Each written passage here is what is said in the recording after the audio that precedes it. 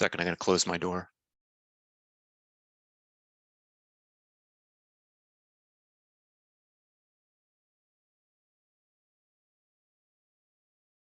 Welcome, everybody. We're going to let folks jump in and then we'll get started very soon.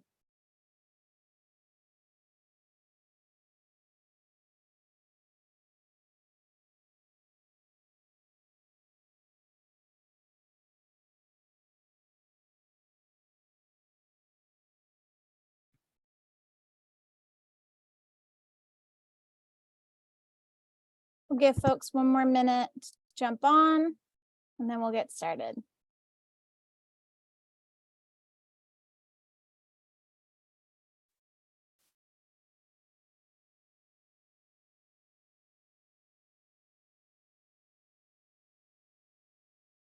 Okay, great.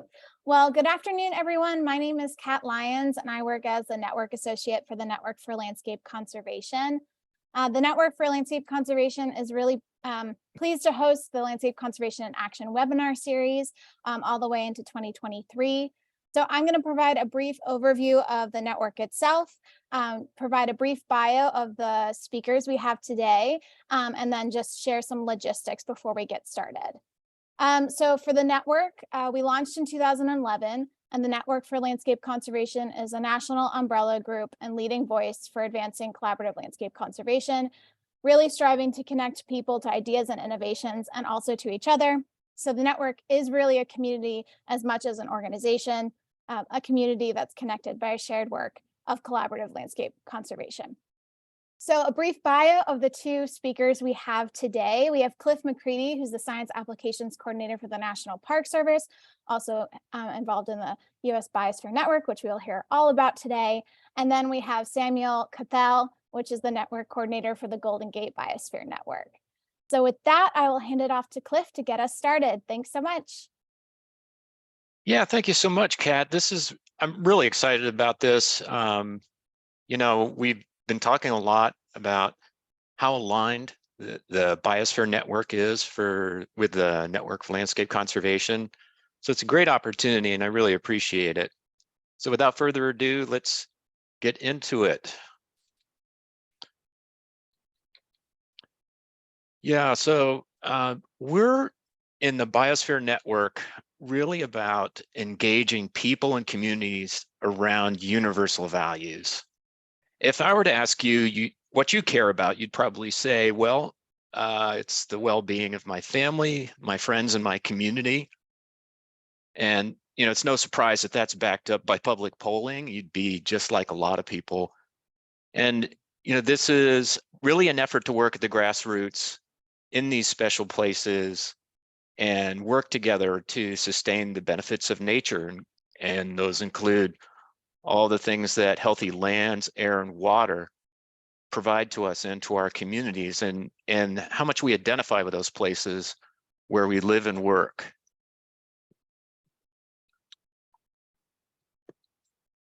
See if I can advance the slide here. There we go.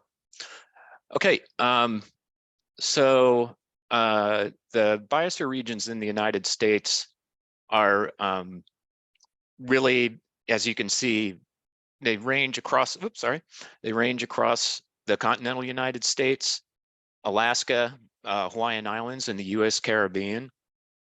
And it's a national program to connect people to nature and sustain the benefits, excuse me, of healthy lands, air, and water.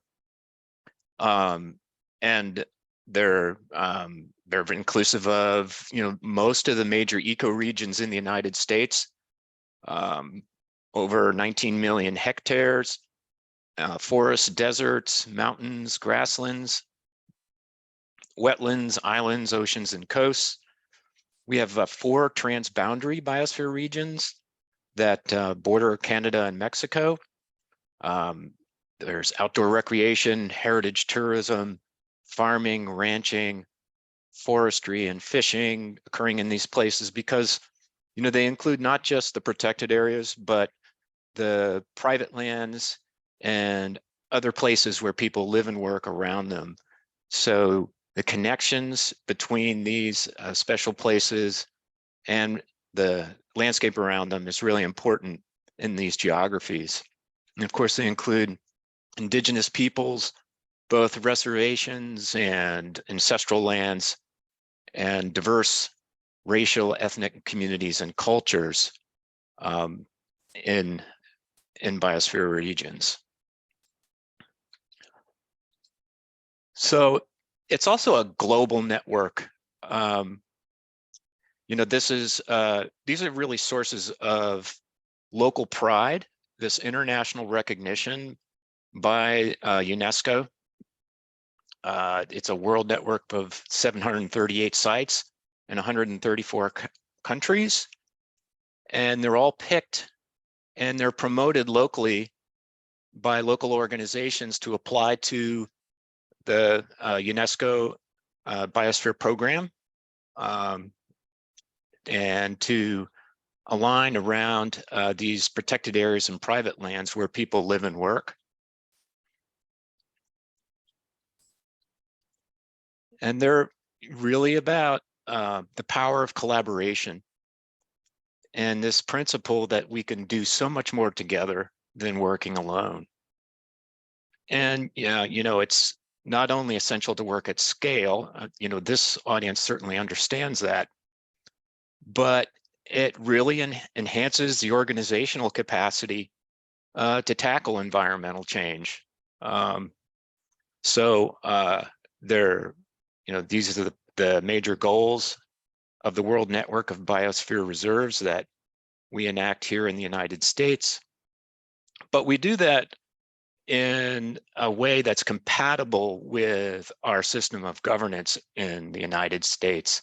So it's voluntary and non-regulatory in its approach. It does not affect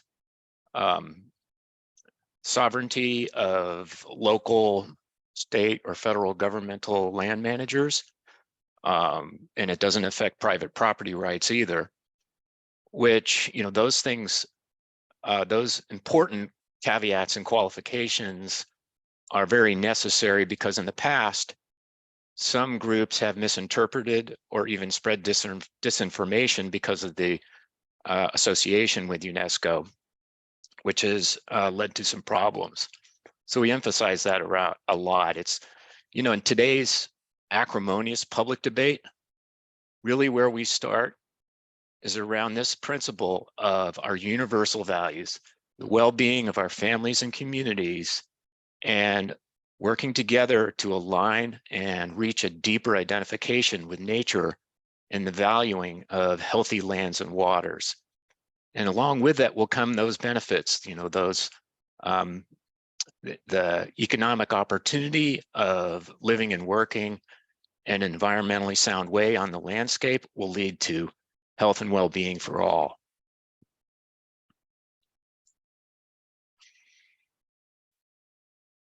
So that's really, you know, that really captures it. This is an opportunity for parks and protected areas to really plug in with partners at a landscape level, and you know, with their gateway communities that benefit from their proximity to protected areas, to the broader landscape, where we can assess, you know, the ecological processes, wildlife connectivity, and all the things that require us to work together.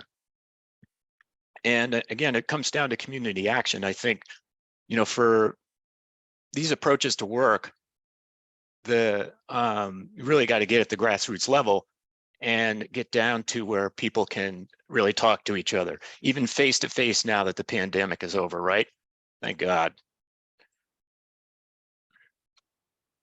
So how do these places work? Well, I'm going to give you a couple examples. You're going to hear from Sam in a few minutes, and he'll give you a specific approach and an outline of another biosphere region in Central California in the Bay Area. But this is Mammoth Cave in South Central Kentucky.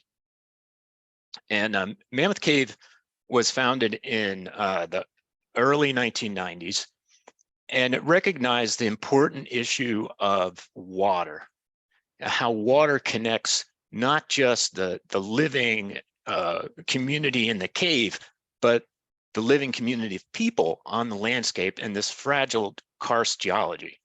And this is a place where water isn't necessarily something you see. You may see it flowing in the Green River, but it's flowing just as strongly underground.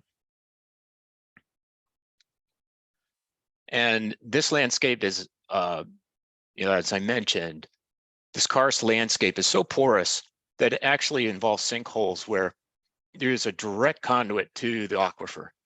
And if we're not careful about the things we do on the landscape, how we treat it respectfully, then it's going to affect our drinking water as well as our water resources in the park itself, in the cave. So the biosphere regions are based on a hierarchy that, I don't really like to emphasize it a lot, because it really, a biosphere region is all about everything in it, not necessarily lines we draw on a map. But it does make sense in this case, and in many cases, for us to use it as an approach. So it's based on 3 areas. One is the core protected area, which is frequently national forest, national park, or a combination of protected areas, federal and state. And then an area called managed use, or in the terminology of UNESCO, a buffer area. And in this case, at Mammoth Cave, you can see here to the north of the park is the sinkhole plain that we were just looking at. And what it allows for is collaboration with the community of people who live and work there. So can we facilitate and work on ways to live lightly on the land and make sure that that fragile aquifer is protected. So through some of the efforts of Mammoth Cave Biosphere Region, several things have been borne the fruits of that labor, and it has to do with farming, some of the best management practices on farms, working to prepare for possible hazardous material spills,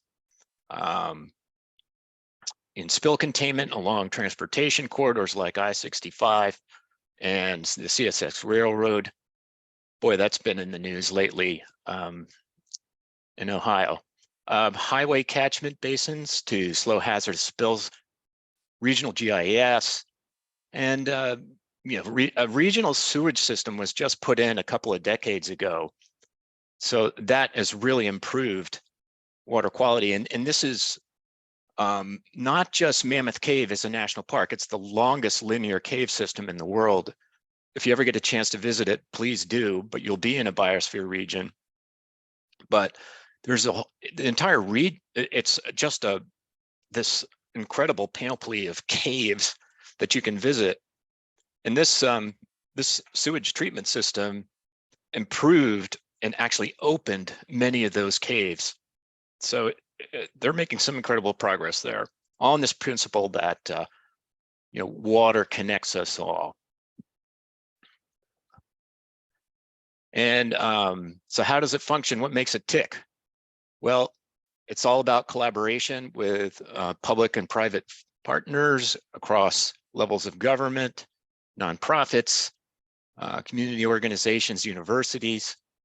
And this particular one is organized under a memorandum of understanding between the national park and an economic development district called the Barren River Area Development District, and Western Kentucky University, which does an incredible amount of research, science, and education around cave systems and the biosphere region. So let's just a quick overview of some of the things that we're doing in the network. We're focusing on integrated assessments, so looking at socio-ecological vulnerability. That means assessing socioeconomics and critical dependencies on ecosystem services, as well as on nature, and then developing climate adaptation plans, regional tourism and destination stewardship plans. That's underway right now at Congaree Biosphere Region in central South Carolina, as well as at Sonoran Desert Biosphere Region in southwestern Arizona, developing a branding and marketing plan in ways that we can lift up local people, maintain the cultural authenticity of these places, and also provide economic support in equitable ways. Working on corridors, cultural heritage corridors, as well as wildlife connectivity and corridors, indigenous youth engagement. You know, one example of that and a proof of concept for our partnership with the Center for Large Landscape Conservation as our fiscal sponsor, similar to your relationship to the Center for the NLC, is that the Commission on Environmental Cooperation awarded a grant to the Center for rural and indigenous youth internships, transboundary internship with Canada.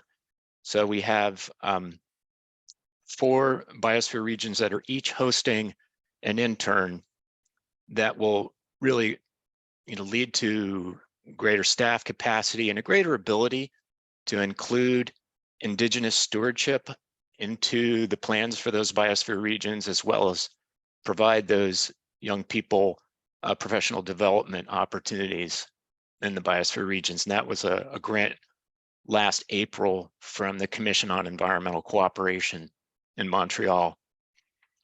And finally, international workshops and transboundary cooperation. Similar to the Canada example, we're developing more relationships with Mexico around those biosphere regions that are adjacent to each other on the border, and participating in international workshops as well. So we don't have much time, right? Just mentioned briefly that the National Park Service, in its approach to climate vulnerability assessment and adaptation planning, this is a document called Planning for a Changing Climate that provides a guide for parks and programs to do just that, to plan their management programs in climate smart ways. It requires a broadening of spatial and temporal scope, larger geographies, right? That's what we're talking about here. But, it is a culture change for public lands agencies like the Park Service, because we are focused mostly on park resources and value. That's our statutory mandate. But more and more, I think we're expanding and looking outside the boundary. So Appalachia. This is something I've worked with Kate on. Appalachia is an epicenter of biodiversity. It's incredible. There's more than 15,000 species of plants and animals in southern Appalachia alone. It's a major migratory corridor and a wealth of human history and unique cultural values. Vast, complex. It's a high conservation priority. The Center and the Appalachian Trail Conservancy and a whole host of other organizations developed this climate corridor strategy with 2 goals: ensure an intact and enduring landscape to secure the sources of life. I love these goals. And inspire broad community action to sustain life. So those goals are just in perfect alignment with biosphere regions in the United States. And, this is a big issue to tackle here. There's many organizations. It ranges from the south to the northeast, so different biomes across, parks, valleys, rivers, mountains, plains, and all of the areas in between. So but it is a challenge that we're going to meet. So this is the Southern Appalachian Biosphere Region, and this is a portion of it in this main graphic here, the Western North Carolina, Eastern Tennessee portion. Here in the upper left-hand corner, you can see that the Biosphere Region actually spans from the northern end of the Blue Ridge physiographic region from Virginia and West Virginia all the way down to Alabama. But in this particular focus area are several partners that have been working over time. This is the Southern Appalachian Biosphere Region was recognized for its international significance by UNESCO in 1988, one of the earlier ones. And it addresses regional challenges, just along this gradient to connect these people and communities and protected areas to nature and demonstrate how people can live and work sustainably, and across multiple gateway communities for these public lands: Great Smoky Mountains National Park, Appalachian Trail, Blue Ridge Parkway, Cherokee National Forest, other national forests. It's this very rich and diverse area, and all the communities around it. And Appalachia is also challenged because the Appalachian Regional Commission has identified that many of the counties are economically distressed. So we have this concern about the well-being of both nature and people here. So along that line, we are working on a socioecological vulnerability assessment that's going to draw from the Southern Appalachian Vitality Index, was previously developed by the Biosphere Region. And you can see that the metrics are interdisciplinary, are going to require both economic, social science, as well as the natural sciences, and in a landscape approach using geospatial tools so that we can visualize where these natural, social, built, and economic environments are located, overlap, and how we can integrate our approaches to maintain the ecological integrity as well as the economic vitality of these places. So this socioecological vulnerability assessment will assess that information and data on human communities and main economic sectors, evaluate their dependencies on ecosystem services, along with the current and potential environmental change and impact on those things. And through that, we hope to understand climate vulnerabilities in that cross-disciplinary and landscape level approach, and do some scenario planning with communities in the Biosphere Region to design their future, to prepare them for it, and perhaps pursue some actions that are going to increase the resilience of those communities, those natural and human communities. Okay, just got a couple of more minutes before I turn it over to Sam, but this came out just a week ago, not a minute ago. Last Tuesday, the Council on Environmental Equality released this guidance to federal departments and agencies on ecological connectivity and wildlife corridors. So, the Department of the Interior and the Park Service that I work for, we do have policies on cooperative conservation, but this memo and guidance is going to really put a finer point on how to integrate ecological connectivity in the design of wildlife corridors into federal planning.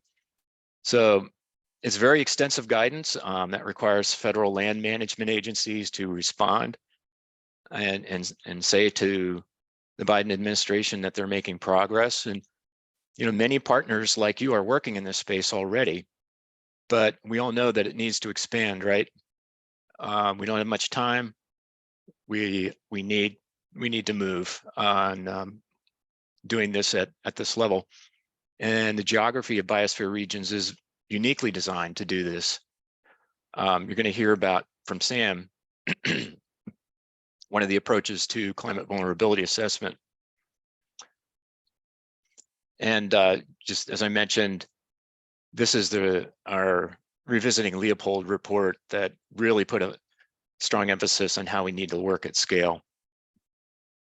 Just wanted to point to this resource that you all might be interested to visit when you get a chance. It's Connected Conservation. It's in the Park Service nps.gov website. There's a series of webinars, and just like your webinars, these can be a really great resource on a whole range of topics. We did one on Indigenous stewardship. I think we had over 600 people on that one. It's all about working at scale. It's about developing the partners and the collaboratives that can get this done, connect people to nature, working across jurisdictions and across water, wildlife, and land, air, and water. I didn't want to overlook that, as I mentioned before, this is an international community. So being a biosphere region makes you a part of this community, and it's a great way for mutual learning and exchange on shared concerns and impacts that we all deal with. This is a part of this act globally by us all working together and learning from each other. We can get a lot done. And so we collaborate a lot with the Canadian Biosphere Reserves Association. There are 18 biosphere reserves. They actually refer to them as biosphere regions in Canada, the same way we do in the United States. And we're increasing our collaboration with Mexico and CONAMP, the Mexican Parks Agency, and the network. The international network sponsors meetings such as the Euromab conference that I attended with a couple of other folks from the community in Austria. So I just want to leave you with just how closely aligned we are, our two networks, in mission. So you can see that we're about connectivity between people, organizations, and lands, water, and wildlife, and sharing of best practices, and as well as the culture and the places that are included there. So here are some of our partners, and we certainly would want to work with any of you on this call. You'll get my email at the end, and with that, I am turning it over to Sam, and I will stop sharing my screen. Thank you very much, Cliff. Let's see if I can do that. It says new share. That's interesting. I'm used to seeing stop share. Pause share. There we go. You got it, Sam. All right. All right, Cliff, can you give me a thumbs up if that first slide's showing? Yep, you're good. All right, perfect. Well, first of all, good afternoon, everyone. My name is Samuel Cathell. I'm the network coordinator for the Golden Gate Biosphere Network here in the Bay Area of California. First, I'd like to thank the Network for Landscape Conservation for asking me to present today, and for all of you joining the call. I'd like to be respectful of our time, so let's jump right in.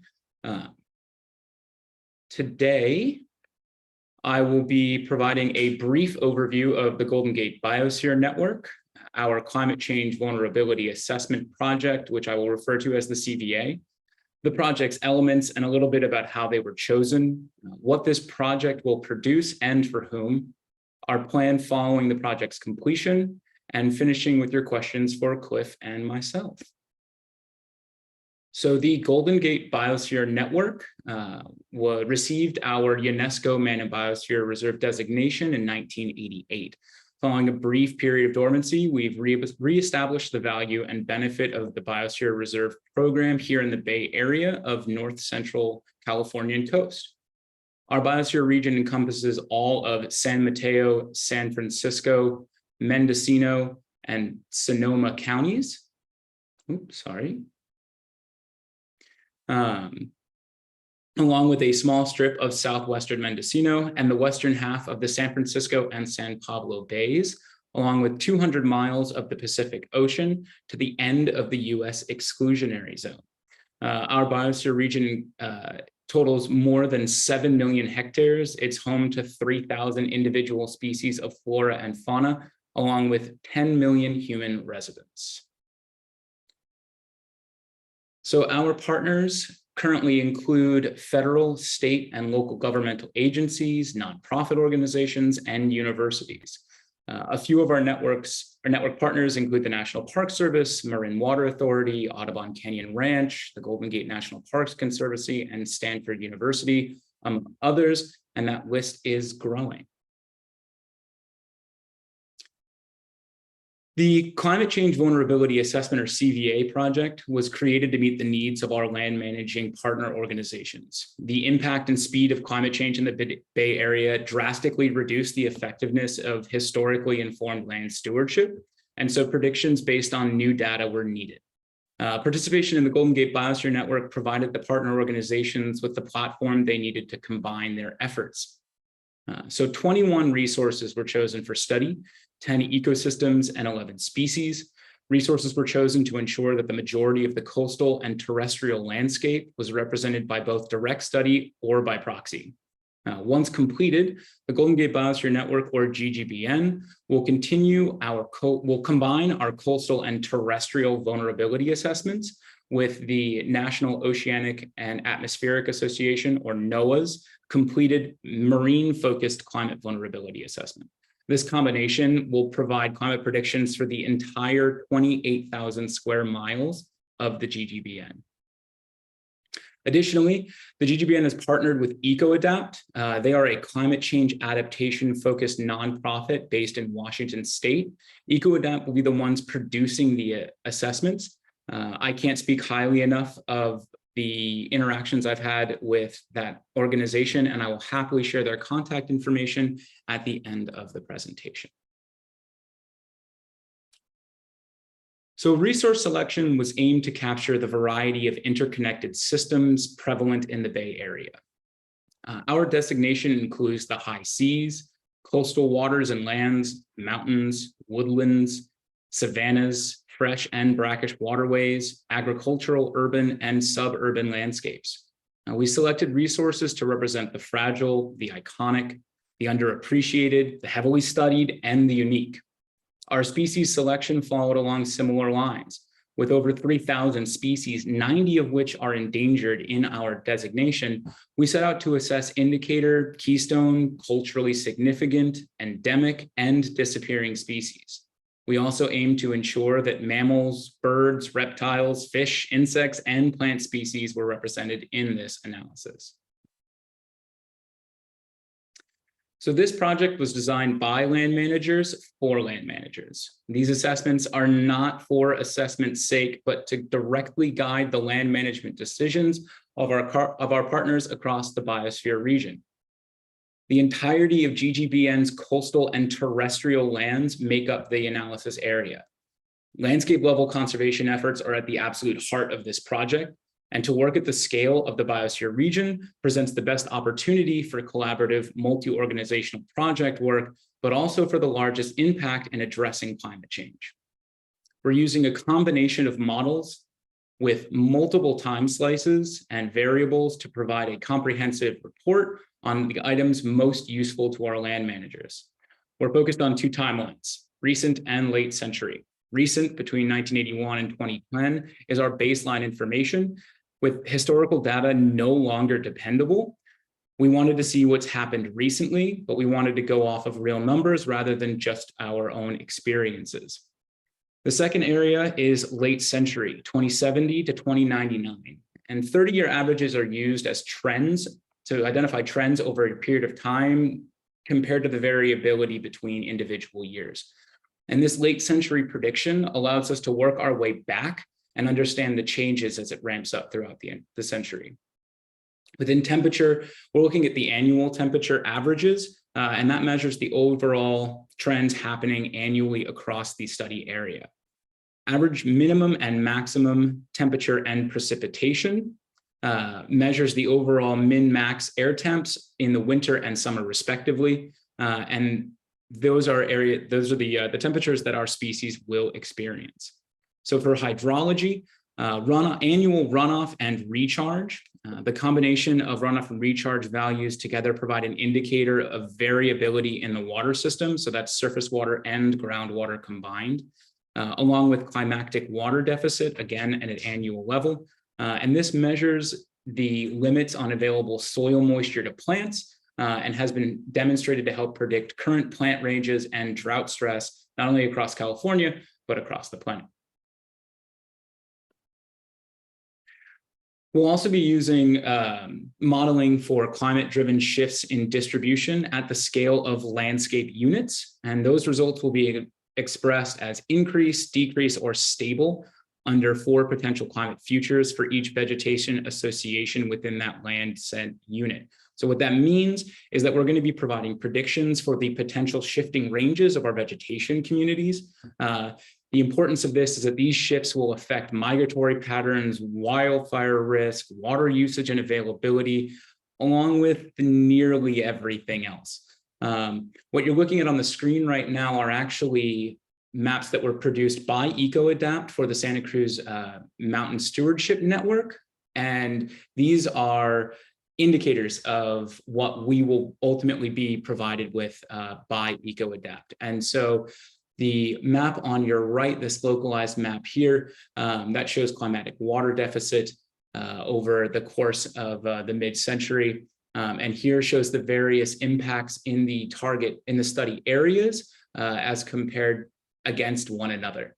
And so in terms of communicating our findings, the raw data generated by these models will be analyzed and formatted for distribution in a variety of modes, including charts, graphs, and the undisputed crowd favorite, full color maps. Developing these site-specific maps allows land managers, scientists, and the general public an approachable means of connecting with the data. Clarity of and connection to the data directly impacts the success of the on-the-ground project work. And again, I'd like to thank EcoAdapt and Pepperwood for their work in producing these very valuable products. And so what will all of this effort produce beyond just charts and maps?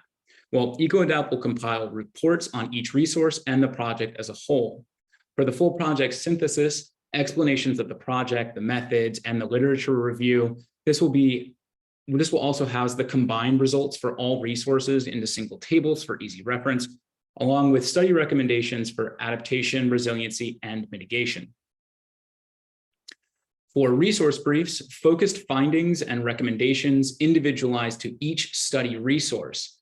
These 3 to 5 page briefs will provide the foundational information, predictions, and recommendations to land managers for immediate implementation in their work plans. Again, all of this is to drive work on the ground. And ultimately, information is only useful if it's available and openly available. Transparency is the keystone to success in environmental efforts, and all produced materials will be daylighted on our website. As mentioned, we also plan to collaborate with NOAA and other environmental networks who have produced their own CBAs, and our goal is to provide the most up-to-date information for as broad an area as possible in a single location. And since no matter the scale, we're all connected on this planet. And so what's going to happen next? So currently, we are in the process of findings. What we're going to do is work with EcoAdapt to distill the findings and create the reports. Ultimately, these are going to be daylighted at a recommendations workshop in the fall, which is dependent upon project completion date. This is a 2-day workshop open not only to our partners, but also to some targeted members of the public, at which point the implementation will be to use the recommendations to identify and develop some projects within the Biosphere Network. And we'll also be reviewing the project and considering what ways we can expand. Potential project expansion includes CVA focuses on urban, suburban, and ex-urban landscapes, along with agricultural lands and fire planning. So I'd like to thank you all so very much for your time. Feel free to scan the 2 QR codes to add Cliff and myself to your contacts. Also, please go and visit both the Golden Gate Biosphere's brand new website, along with that of the Biosphere Network as well. I'm going to leave this slide up for just another couple of seconds in case anyone is trying to point their phone at a computer screen.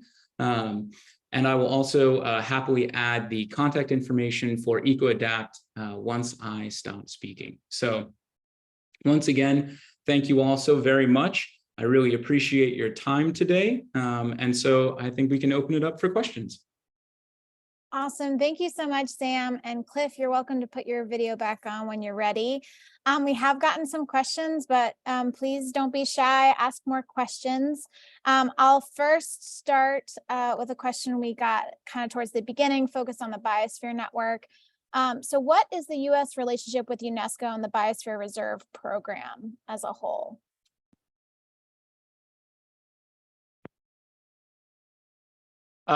Okay, so this gets into some governmental intricacies, but the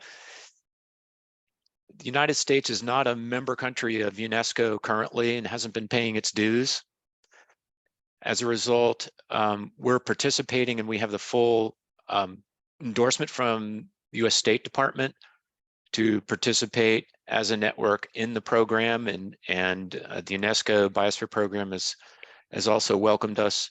But because we're not a member country, we don't have an official UNESCO commission or a biosphere committee under that commission.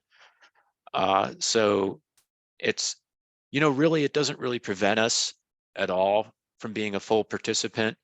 It just has that additional administrative limitation on, us being at the table in certain forums. But Cliff, and just to mention, I think you also have been able to attend meetings with other biosphere networks. It hasn't prevented all of that learning and peer learning efforts. So I think that's a critical component, is you've been able to participate in those. So that's really helpful. Thank you, Cliff. We are getting questions in, so I want to get to them because I know we're running low on time. But I also just wanted to highlight that, Cliff gave us kind of the grounding of this framework, and then Sam gave us an example of what you can do in a biosphere, how powerful it is to have this network. And, I think I'm new to this Biosphere Network. I learned through Cliff in the last year working on the Appalachians, but I'm curious to know how many folks have never heard of the Biosphere Network. So please, if you have, raise your hand. I'd be curious to know if anyone has, and I'll report the number. But while we're waiting, we got 4, okay, 6, a few, there you go. With that being said, I'll get to the next question. Sam, could you tell us a little bit about the US Biosphere Network Youth Board? Yeah, of course. And so the US Biosphere Network Youth Board of Directors. This is an organization, it's technically a subcommittee within the United States Biosphere Network. And its goal is to meaningfully and functionally integrate youth voice into conservation decision-making at the national and local level. UNESCO has a very generous definition of youth. It's 18 to 35 years old. Anything younger than that is considered a child. So this is a very important linguistic distinction that you'll hear us talk about. So when we say youth, we mean 18 to 35. And so the youth board's primary focus is indeed integrating youth voice into conservation decision-making, but it's also about reestablishing intergenerational lines of communication, which have broken down to a level never before seen in human history. It's also there to provide real-world project-based job training so that not even next generation, but the current generation of environmental stewards and planners and decision makers and thought leaders have the ability to point to things that they've done that have impacted their communities or impacted their country.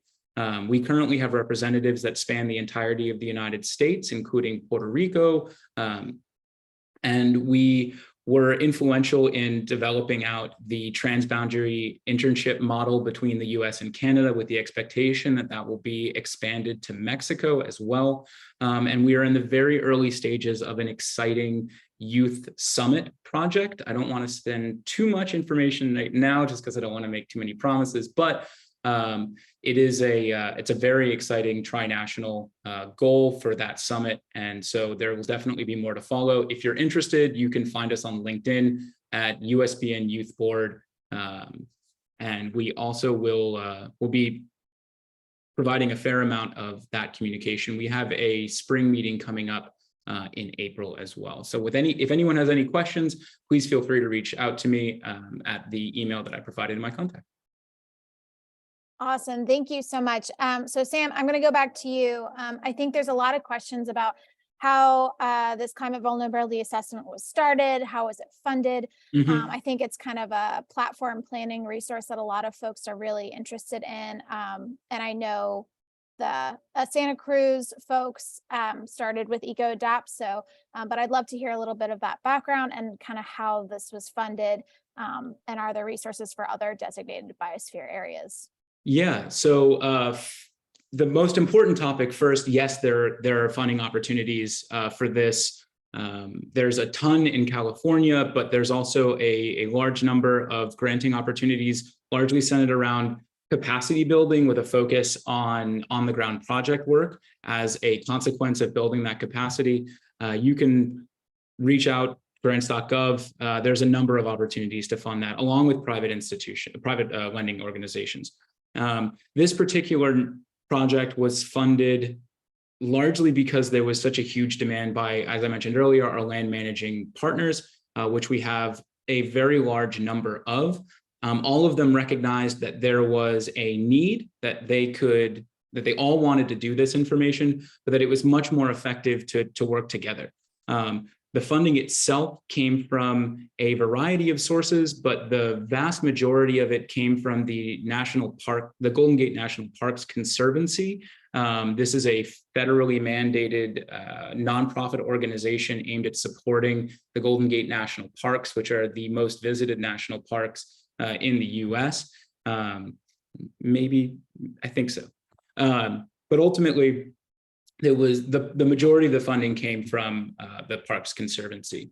But there was also an understanding that in order for it to function, it was going to need a huge amount of involvement from our partners. And so in the winter of 2021, we had a workshop where we had about 40 members of our partner organizations on the call, representing a variety of expertise in a number of scientific areas of study, all of whom collaborated together to fill out species and ecosystem specific vulnerability assessment sheets.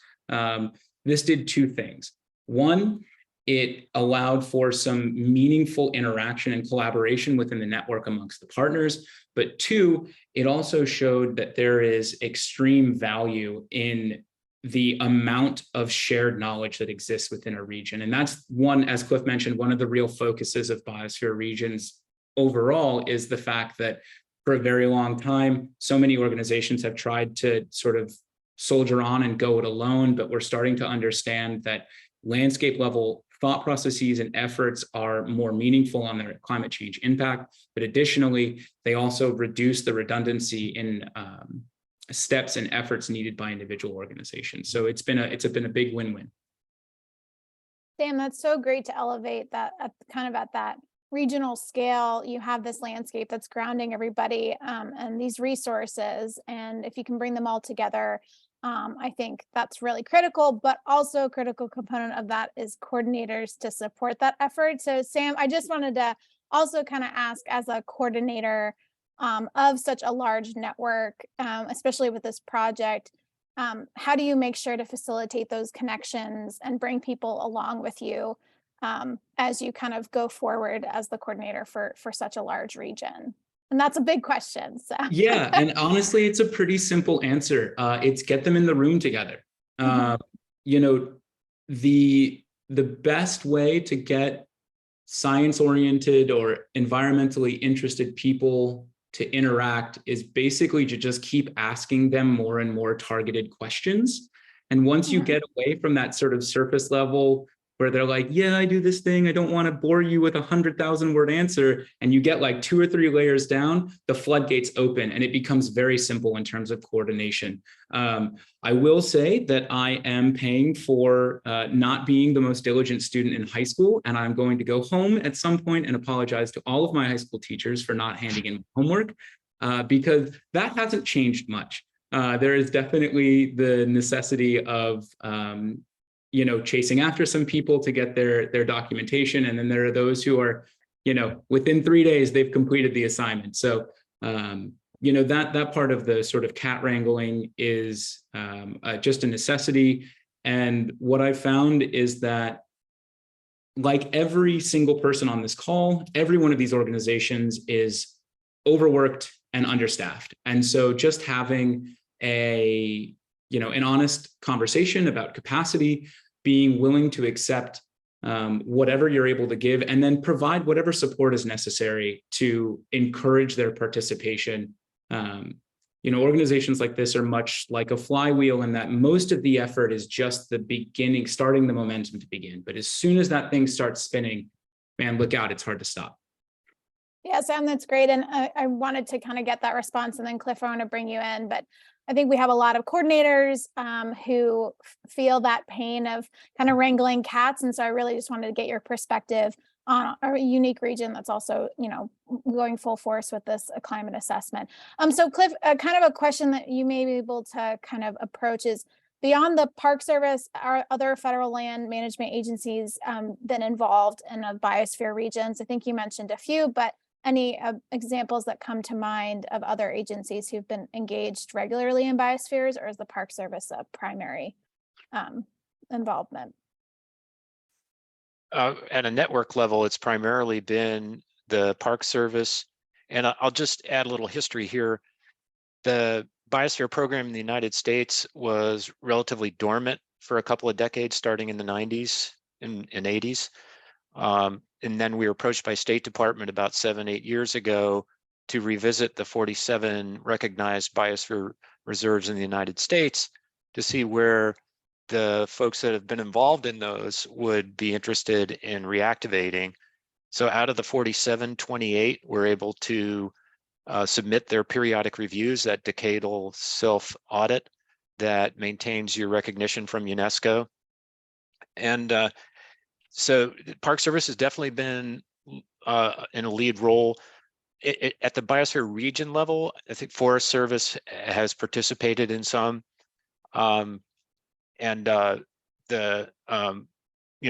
since in places like Mojave, Colorado deserts, for example, in California, which has a huge portion under BLM management and some military lands, that one is just reactivating now. So we expect that as more and more biosphere regions activate, that the federal partners will get involved. But it's not just, as I said, it's not a federal thing. It's all about both public and private lands, state, local, and the people who live there.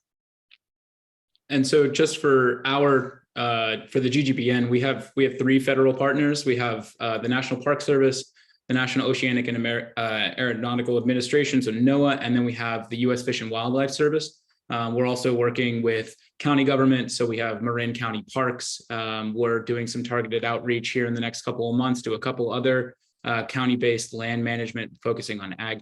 So, there is heavy governmental involvement, but the purpose of this whole designation is to provide an opportunity for governmental interaction to not have to be the sole provider and the leader. So there's plenty of space for individuals, for nonprofits, for for-profit industries who have an environmental conscious. And so there is a question about, in terms of funding, GGBM was very lucky. We actually were able to secure funding for 3 years for my position. That was a single donor who wrote a very generous check for that to happen. That said, again, based off of the amount of capacity funding grant opportunities, and the real world benefit when bringing my position online, that was a massive statement of intent for our project partners, and the amplification and the reaffirmation of buy-in and participation has been uniform to a partner organization. And we've also been able to bring some partner orgs that kind of faded back very much back into the fold. And so my recommendation is that when we go into these granting conversations, when we go into proposals, that we consistently bring up the fact that on the ground projects are all well and good. But if we don't have anyone who's capable of facilitating those on the ground projects and then making the next one happen, then ultimately they're just going to be piecemeal. And so this is a conversation, and it's changing in the industry around ensuring that capacity is understood to be required for on the ground development. Sam, I really appreciate that response, and especially coming from a coordinator who's been dealing with it. So in the Appalachian region, I think, Cliff, we worked a bit in that space, and I was essentially a coordinator. And we have a lot of coordinators that join these calls. So I think that conversation is critical for long-term resilience, sustainability of the partnerships themselves, not just the landscapes, to have that coordinator long-term funding. So I know we're close to time, but I want to get to this kind of interesting question about, so are people, human presence, and kind of density and ecological impact and socioeconomic factors being incorporated into the vulnerability models for the GGBN? And if so, how are those being modeled? I think Cliff and I have had many conversations about how challenging it is to bring in socioeconomic modeling into this work. And I know it's a work in progress, but I'd love to hear your thoughts quickly. Yeah, so right now, the human impact, the fact that we have 10 million residents in an incredibly densely packed area, overlapping with, like Marin County, for example, is about 50% protected land. Sonoma has a huge amount of agricultural land. Much of it is also protected. And so it's impossible to do any of this stuff without having the, anthropomorphic effect or anthropocentric, effect on our ecosystems. It's not in this current version of the vulnerability assessments. It is not a primary focus. It is a factor that's implemented, that's going to be reported out, but it's not a primary focus of each assessment. However, in part of our conversations internally around expanding this project, the two biggest areas that we've talked about are the agricultural landscape, so anything working landscape, but also the urban and ex-urban and urban forest interaction. Ultimately, if we're just doing science for science's sake, then that's not really worth it. And our partner group agrees that they all got into the environmental protection industry because they wanted to make a difference in their communities. And so the Biosphere Reserve or Biosphere Region provides that platform for them to kind of step out of their traditional organizational mandates and have the conversations around how we can meaningfully affect social and economic development in a way that's both environmentally and culturally responsible and sustainable. All right, so there are tons of ways in which we can integrate scientific hard data into the lives of our communities, into our economy. Yeah. And biospheres are proof of concept that it's not a zero-sum game. We don't have to have ecological success and environment and social well-being one versus the other. Those two things work together. So I'll just weigh in here quickly. It's not too late for a socioecological vulnerability assessment because most of the modeling that's being done on focal species and habitats, the downscaled models, and those projections of change can be applied to human systems too, to agriculture, and but it does require reaching out to people that you're not, non-traditional partners that public land managers or land trusts may not be used to working with. So it requires a great deal of facilitation, but the scenario planning process is relatively the same. Cliff, thank you so much. And I'm sorry, all the questions are kind of going to Sam. So Cliff, I'm happy that you got to weigh in a little bit more. Any other last moments? We're running out of time. I'm sorry, but this is an exciting conversation. And I just think we have a lot to learn from this community. And I'm really happy that we got the space to share. But anything else, Sam or Cliff, before I wrap up? If you have any further questions, again, please feel free to reach out. Check out goldengatebiosphere.org, our new website. And again, reach out, contact. The more connections, the better. Okay, great. Cliff, anything else before I do my spiel to the end? No, just a big thank you. Okay, Really great. enjoyed it. Well, I'm so happy that we got to hear from Cliff and Sam today, and really just for letting us learn about this network. This webinar is part of the ongoing Landscape Conservation and Action webinar series. So a recording of this webinar will be posted on the network's website, so you can revisit it if you have other questions or need to get any of the information that Sam or Cliff discussed, or if you missed any portion of it. And I will drop the link to our website really quickly, but please know you can always go back there. If you have any questions, please email me directly. Actually, we do have an upcoming webinar that's related to what Cliff just mentioned for the Appalachian region.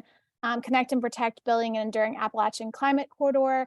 So that'll be on Wednesday, May 24th at 2 p.m. But more information is also on that website if you're interested. So I really appreciate the time. I know we went over, but Sam and Cliff, thank you so much for this opportunity. And I really just hope everyone had a great time listening to this conversation. And I look forward to being in touch soon and hope everyone reaches out to everybody. Thanks all. Agreed. Thank you all so very much. Appreciate it.